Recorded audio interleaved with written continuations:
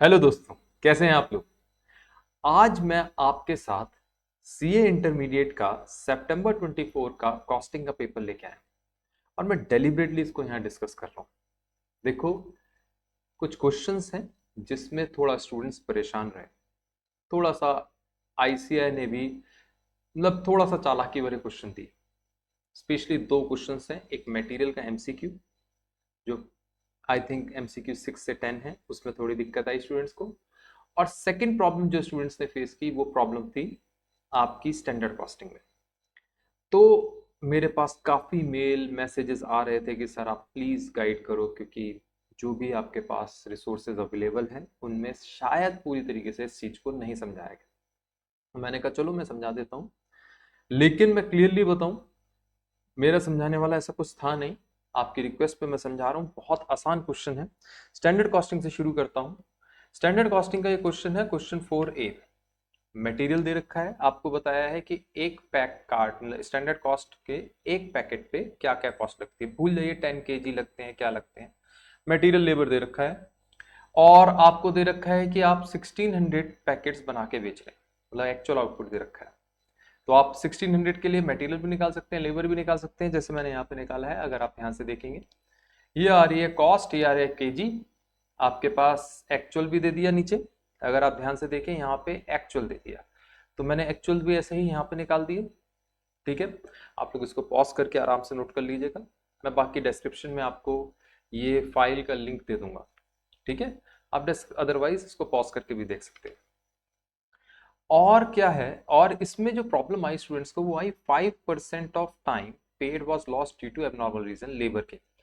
Standard में इसने labour को बाइफरकेट नहीं किया, इसने एक्चुअल में बाइफरकेट किया है लेबर को दो तरीके से, स्किल्ड और सेमी स्किल्ड। और फिर इसने आइडल टाइम भी बता दिया। तो आपको पता है लेबर आपके आवर्स पेड दे दिए इसने 6000 4000, और क्योंकि 5% आइडल टाइम है तो इस पे हो गया 300 200। तो आवर्स वर्कड आ गया आपके पास 5700 और 3800। अमाउंट जो निकलता है वो आवर्स पेड पे निकलता है, ना कि आवर्स वर्क पे, आपको अगर याद हो। और जब हम स्टैंडर्ड निकाल रहे हैं 1600 पैकेट्स के लिए, तो आपके क्या आएगा, 6 से मल्टीप्लाई करके टोटल निकल रहा है, इंडिविजुअली निकल ही नहीं रहा है ना। आपने कहा ठीक है सर, अब हमारे को इंडिविजुअल की जरूरत ही नहीं है। आप लोग कंफ्यूज इसलिए हो गए क्योंकि आपको लग रहा है ये कॉलम्स खाली रह गए। तो क्या हो गया, मतलब how does it create any difference. आपको पता है एक यूनिट के लिए, एक पैकेट के लिए 6 आवर्स लगते हैं, तो टोटल 1600 आवर्स लगेंगे। रेट 20 का है, 1,92,000। मैंने नीचे वेरिएंसेस निकाले, जैसे कॉस्ट वेरिएंस मांगा गया 192 और 230, हो गया। अच्छा, दूसरा वेरिएंस क्या मांगा है, लेबर का रेट वेरिएंस।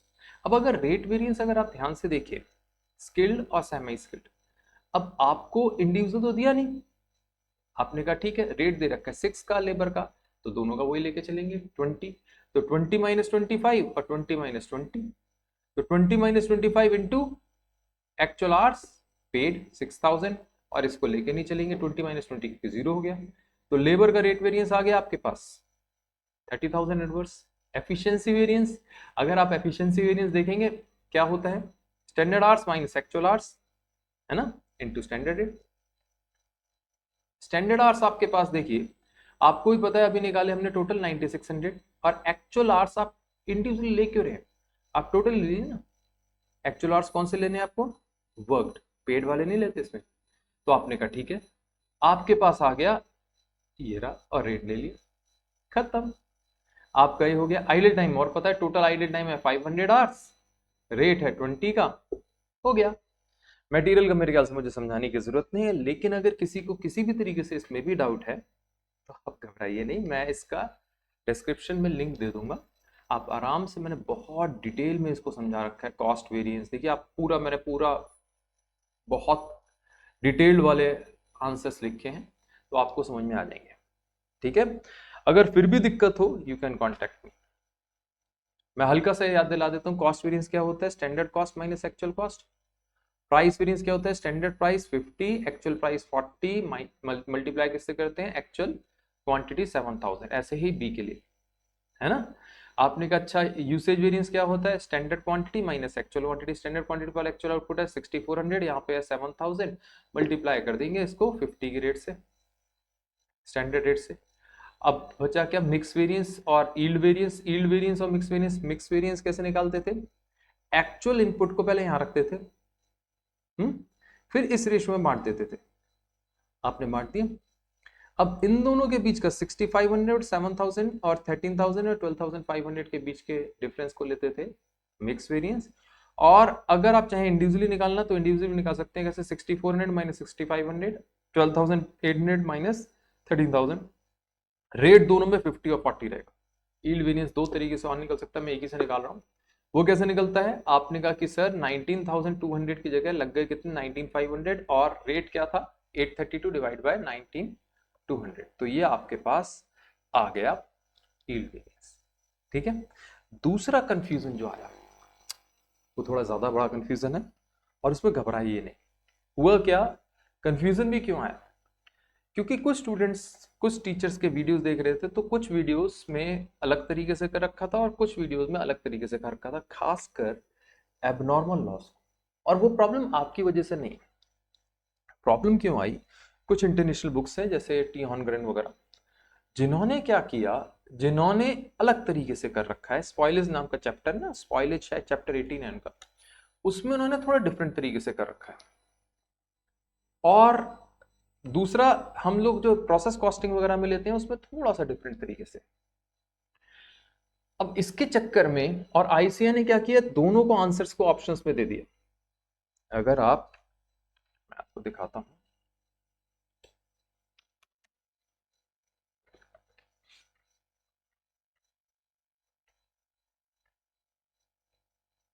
यहां पे देखेंगे ना 5094 और 5100 दोनों आंसर दे दिए। यहां जाके टीचर्स भी कंफ्यूज हो गए और मुझे मालूम है स्टूडेंट्स भी हो गए। और ऑब्वियस सी बात है, हमारे पास बड़ा चांस है इसमें एम्बिग्विटी का, क्योंकि हमें भी नहीं मालूम कि आईसीए क्या फॉलो करेगा। मेरे हिसाब से जो मैं समझाने वाला हूँ वो सेकंड वे, मेरे हिसाब से आईसीए वो फॉलो करना चाहिए, लेकिन क्या पता वो टी ऑन अगर फॉलो कर रहा है तो वो ये भी कर सकता है कि फर्स्ट वे से करे।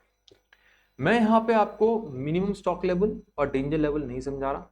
अच्छा एक चीज सुनो, मैंने यहाँ पे आंसर नंबर 6 से 10 लिखा है, क्योंकि अलग अलग स्टूडेंट्स के पास अलग अलग पेपर है, ये ना शफल करते रहते हैं पेपर में क्वेश्चंस को। किसी जगह डेंजर लेवल सबसे आखिर में क्वेश्चन पूछा है, किसी जगह पंजाब साइड में मैंने देखा डेंजर लेवल सबसे पहले पूछ रखा है, तो ये शफल करते रहते हैं। उसके चक्कर में मैंने सिर्फ लिखा है आंसर 6 से 10, और सबकी नंबरिंग लिख दी मैंने। आपके एमसीक्यू डाल रखे हैं ना, ये 11 का भी हर तरीके से सॉल्व कर रहा हूँ। अभी तो इतने ही किए हैं, एमसीक्यू फर्स्ट 5 रह गए, उसमें पूरा चार्ट बनाना पड़ता है ना फर्स्ट 5 में, क्योंकि आपका इक्विवेलेंट प्रोडक्शन से रिलेटेड है।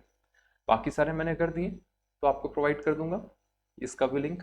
अब इसमें मिनिमम स्टॉक लेवल और डेंजर लेवल पे लड़ाई नहीं है, क्योंकि इसके तो सीधा फॉर्मूला है, इसमें तो कोई लड़ाई है ही नहीं। लड़ाई जो आई वो कहां से चालू हुई, क्वेश्चन में मुझे नहीं लगता आपको किसी को जब आप क्वेश्चन पढ़ेंगे कॉस्ट निकालने में दिक्कत होगी कि इस बार जो परचेज की उसकी क्या कॉस्ट है।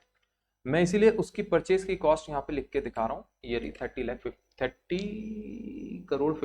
लाख 42,000, और ओपनिंग मटेरियल की परचेज की कॉस्ट, ओपनिंग जो मटेरियल था उसकी कॉस्ट इतनी है, टोटल कॉस्ट इतनी है 33 करोड़ समथिंग, और टोटल यूनिट्स परचेज है 60,000 और ओपनिंग है 5,000। यहां तक कोई दिक्कत नहीं, मुझे नहीं लगता यहां तक किसी को भी दिक्कत होगी।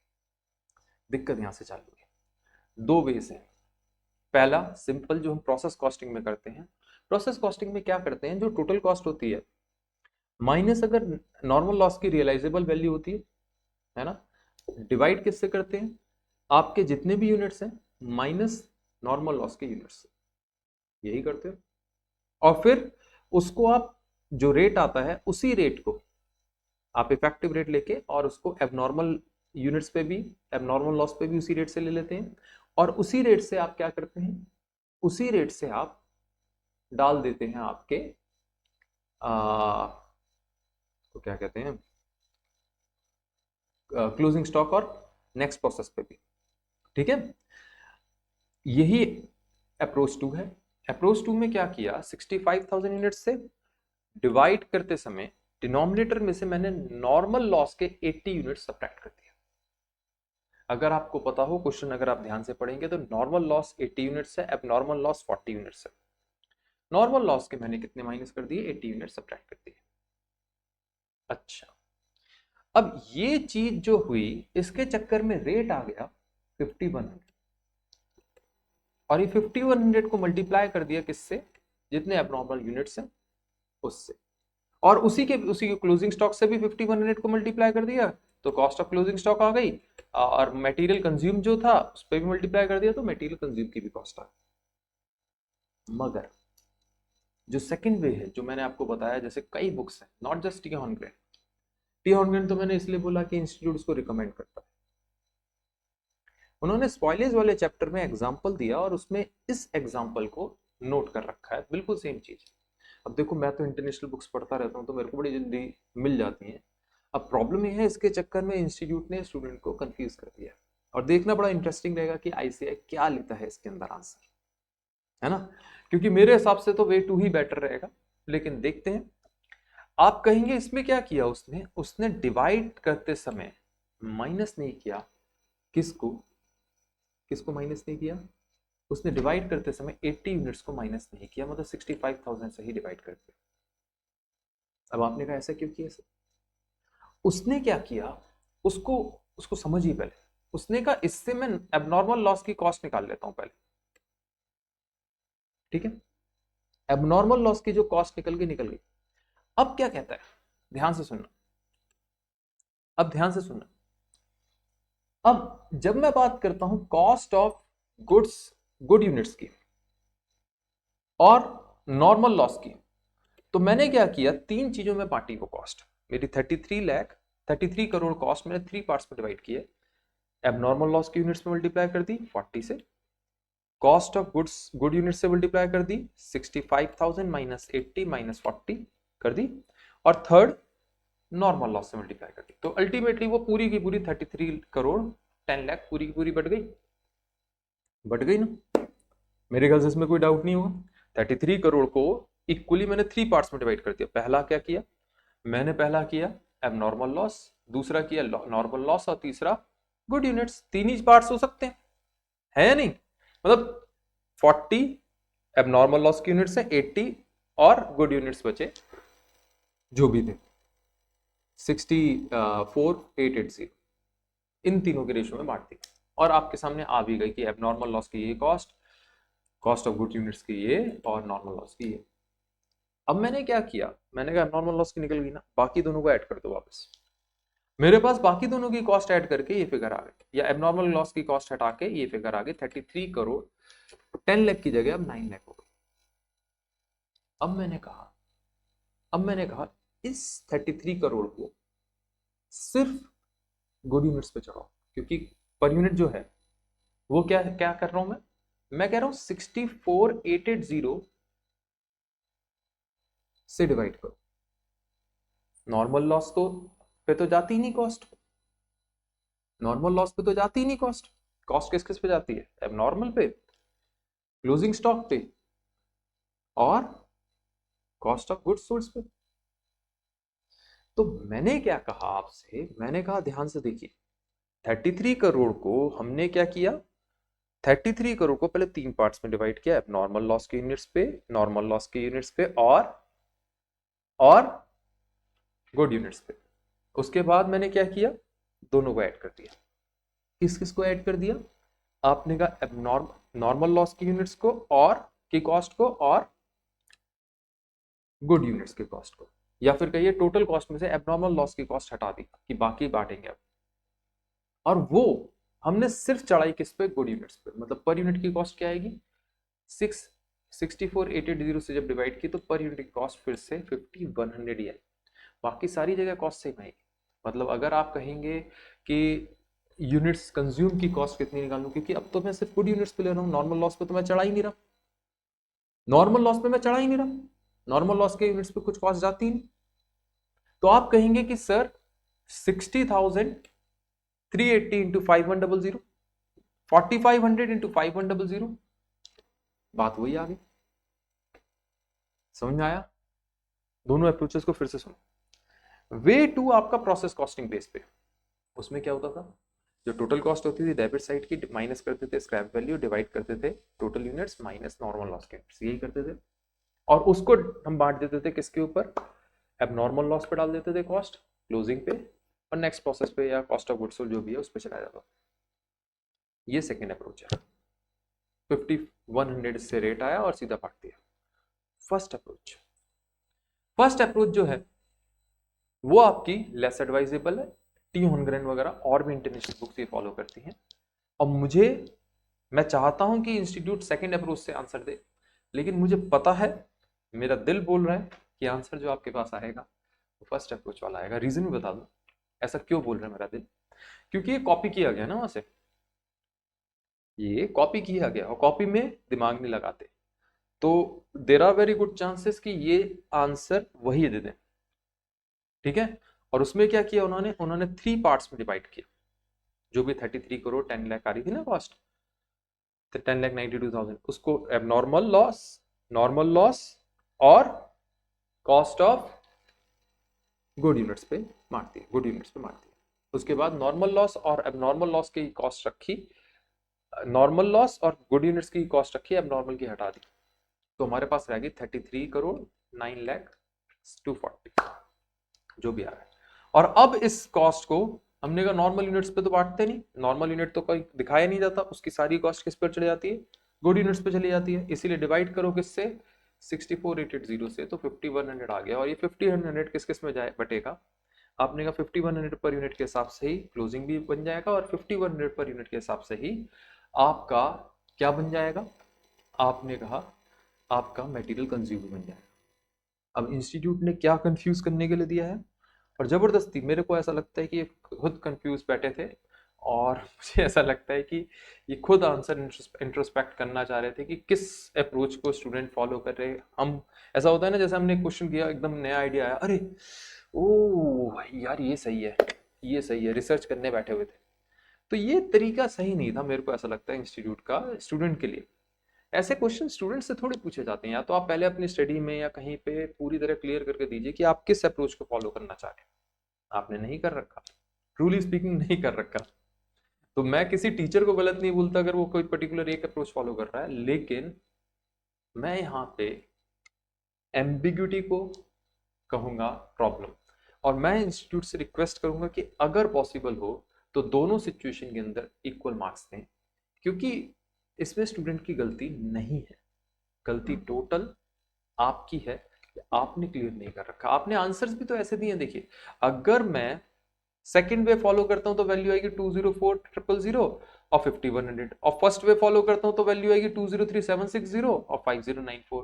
मतलब व्हाट इज दिस, मतलब आप एक एलिमिनेशन मेथड भी नहीं लगाने दे रहे स्टूडेंट को मतलब दिस इज ट्रूली रिडिकुलस, और मुझे बड़ा दुख हुआ ये देख के। लेकिन चलो, अब मैं आपसे रिक्वेस्ट करूंगा क्योंकि पेपर चल रहे हैं, पहले अब पेपर खत्म हो जाए, और जब कुछ आपने पूछना हो प्लीज पेपर के बाद पूछिएगा। मैं नहीं चाहता था ये वीडियो अपलोड करना इस समय, लेकिन आप लोगों ने काफी अति काट दी, इसलिए मेरे को मजबूरन डालना पड़ा। एंड आई होप आप लोग बहुत अच्छा परफॉर्म करोगे, आगे भी सब लोग बहुत मेहनत करेंगे और बहुत अच्छा स्कोर करके आएंगे। ठीक है, with this may God bless you, bye bye. थोड़ी सी मेरी वीडियो रिकॉर्डिंग आज साफ नहीं आई होगी क्योंकि मेरा कैमरा ठीक नहीं, मैं इस समय वेब कैम से कर रहा हूँ। ठीक है, चलो आज के लिए इतना ही, आज के लिए टाटा, बाय बाय।